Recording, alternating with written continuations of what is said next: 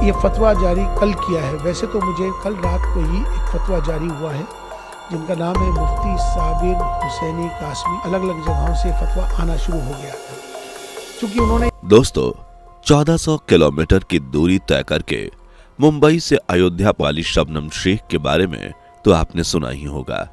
Sir पर हिजाब बांधकर खुद को सनातनी मुस्लिम कहने वाली शबनम शेख एक सच्ची राम भक्त हैं, जिन्हें पैदल इतनी लंबी यात्रा के लिए जाना जाता है। लेकिन इस यात्रा के बदले में जहां एक तरफ लोग उनकी प्रशंसा कर रहे हैं तो वहीं दूसरी तरफ इनके खिलाफ फतवा जारी कर दिया गया है। सिर्फ शबनम शेख ही नहीं, कई सारे लोगों ने राम मंदिर का समर्थन किया और उनके खिलाफ फतवा जारी कर दिया गया। पर आखिर ये फतवा होता क्या है, और फतवा जारी करने के बाद अगर कोई धार्मिक गुरुओं की बात ना माने तो उसके साथ क्या हो सकता है? आज के इस वीडियो में मैं आप सबको सब कुछ बताने वाला हूं। बस मेरे साथ वीडियो में इसी तरह बने रहें। दोस्तों, आप लोगों ने फतवा शब्द जरूर सुना होगा, जहां अक्सर कहा जाता है कि इसके खिलाफ फतवा जारी कर दिया गया।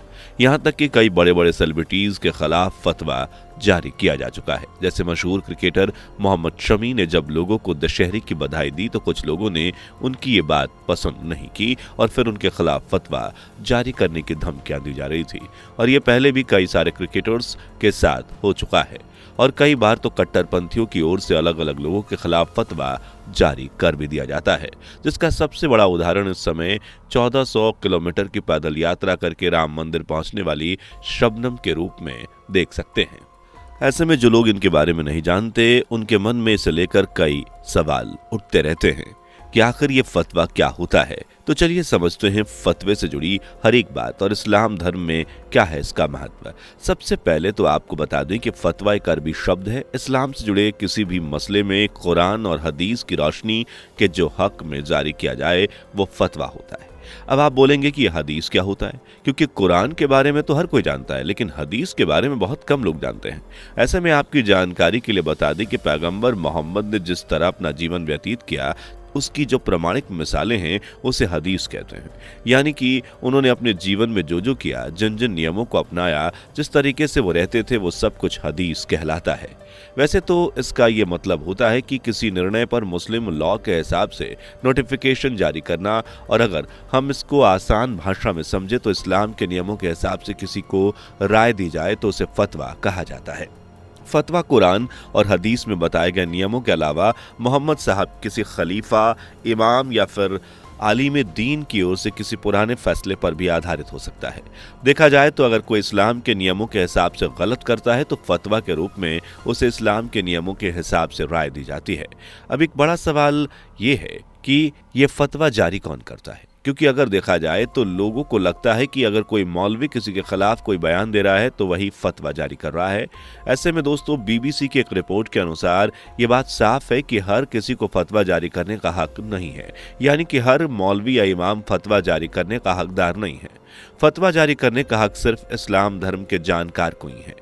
फतवा मुफ्ती जारी करता है, लेकिन मुफ्ती बनने के लिए इस्लाम की पढ़ाई करनी बहुत ज़रूरी होती है। यानी कि अगर कोई इंसान सच्चे दिल से इस्लाम की पढ़ाई करता है और उसे सारी जानकारी लेकर मुफ्ती बनता है, उसे ही फतवा जारी करने का हक होता है। वरना अगर कोई भी मौलवी या इमाम जिसने इस्लाम की पढ़ाई नहीं करी और वो ऐसे ही मौलवी बन गया है तो उसे फतवा जारी करने का हक नहीं होता। इसलिए अगर कोई भी मौलवी किसी के खिलाफ कुछ कहता है तो ये मत समझिए कि उस शख्स के खिलाफ फतवा जारी कर दिया गया है, क्योंकि ये हक सिर्फ और सिर्फ बहुत गिने चुने लोगों को होता है। अब सवाल आता है कि फतवा जारी किया कैसे जाता है। तो दोस्तों, इस्लाम की जानकारों के आधार पर लिखी गई रिपोर्ट्स में बताया गया है कि फतवा देने के लिए एक अथॉरिटी होती है जो पूरी तरह से इसी विषय पर विचार करने के बाद ही फतवा जारी करती है, जहां ये फतवा एक तरह से सवाल का जवाब होता है। ऐसे में किसी भी शख्स के बयान को फतवा नहीं माना जा सकता। हालांकि ईरान, सऊदी अरब और मिस्र जैसे मुस्लिम देशों में फतवा देने वाली संस्थाओं को सरकारी मान्यताएं होती हैं, लेकिन भारत में यह खास तौर पर बनाई गई अथॉरिटी के हाथ में होता है, जिसमें इस्लाम के जानकार मेंबर्स शामिल होते हैं और किसी विषय पर चर्चा करके फतवा जारी करते हैं। अब सबसे बड़ा सवाल ये खड़ा होता है कि अगर कोई व्यक्ति फतवा ना माने तो क्या होता है। ऐसे में दोस्तों भारत जैसे देश में इस्लामिक कानून को लागू करने के लिए किसी तरह की व्यवस्था नहीं है, इसलिए हर व्यक्ति की अपनी राय है कि वह उसे किस तरीके से अपनाता है। कोई फतवा मनवाने के लिए भारत में जोर जबरदस्ती नहीं कर सकता।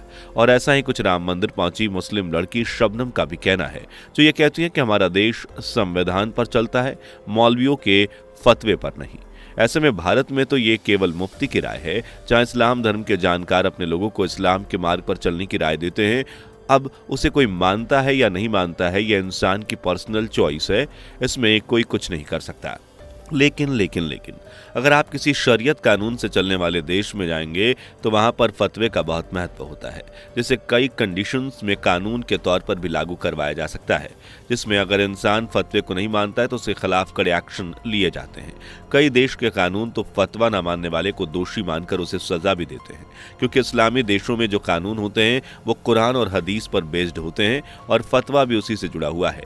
ऐसे में कोई अगर फतवा नहीं मानता है तो उसका ये मतलब है कि वो कानून का उल्लंघन करता है, जिसकी सजा उसे मिलती है। इसलिए इस्लामी देशों में फतवे का बहुत महत्व होता है।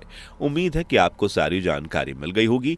बाकी आपका वीडियो पर क्या कहना है कमेंट में जरूर बताएं। इस तरह की वीडियोस को देखते रहने के लिए हमारे चैनल को लाइक, शेयर और सब्सक्राइब करना बिल्कुल भी ना भूलें। दोस्तों आपको स्क्रीन पर 2 और वीडियोस दिखाई दे रही हैं, जिसे देखने के लिए स्क्रीन पर क्लिक करें।